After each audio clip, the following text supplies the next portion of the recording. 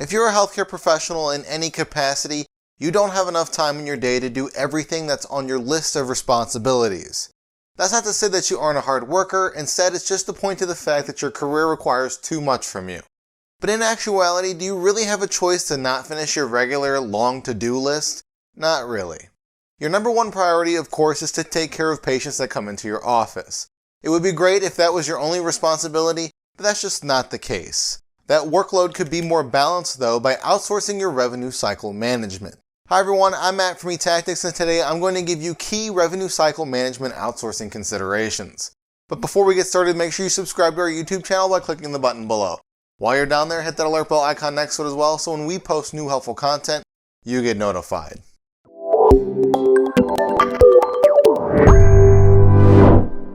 The first consideration I want to point out is that you get what you pay for. It's likely that one of your number one considerations is pricing. You want to get as much bang for your buck as possible. Now, one of the first things you'll notice when you're evaluating each of these organizations is that they'll all have different pricing models. You'll notice that some of them charge monthly fees, others charge a percentage based on your collections, and the minority use a mixture of both. My point after all of this is to say that it's important for you to really consider what you're actually receiving from a particular vendor. More features doesn't necessarily mean that it's the better option for your organization. Bells and whistles are great and all, but there's a phenomenon called feature creep that technology organizations end up finding themselves in often. Second, you need to consider service guarantees and goals. Every organization you evaluate is going to try their hardest to gain your business, yet not all of them will focus on how their services actually solve your problems for your practice. If they're in the latter part of that statement, they're easier to weed out from your evaluation, just don't even bother with them. Similarly, some vendors may include incentives for exceeding goals or penalties if goals aren't met. Goals are an encouraging sign, penalties on the other hand are not as encouraging. Be on the lookout for both during your evaluation.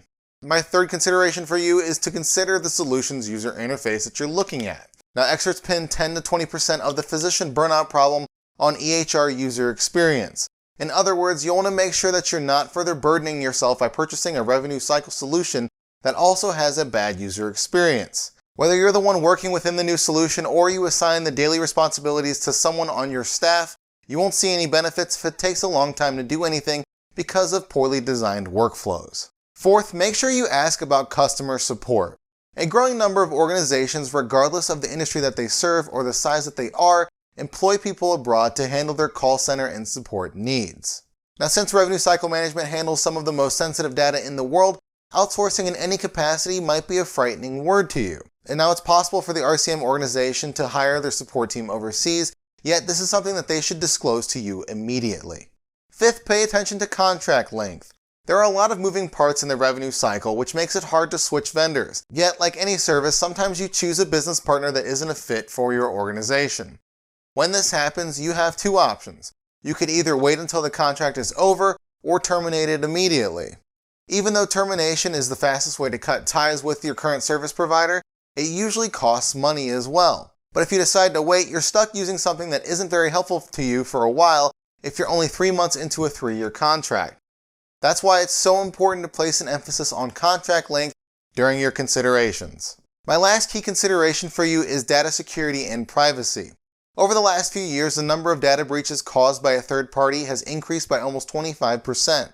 In order to avoid something like that from happening to you, pose questions to the revenue cycle management outsourcing company you are assessing and include your most technologically sound individuals in those discussions.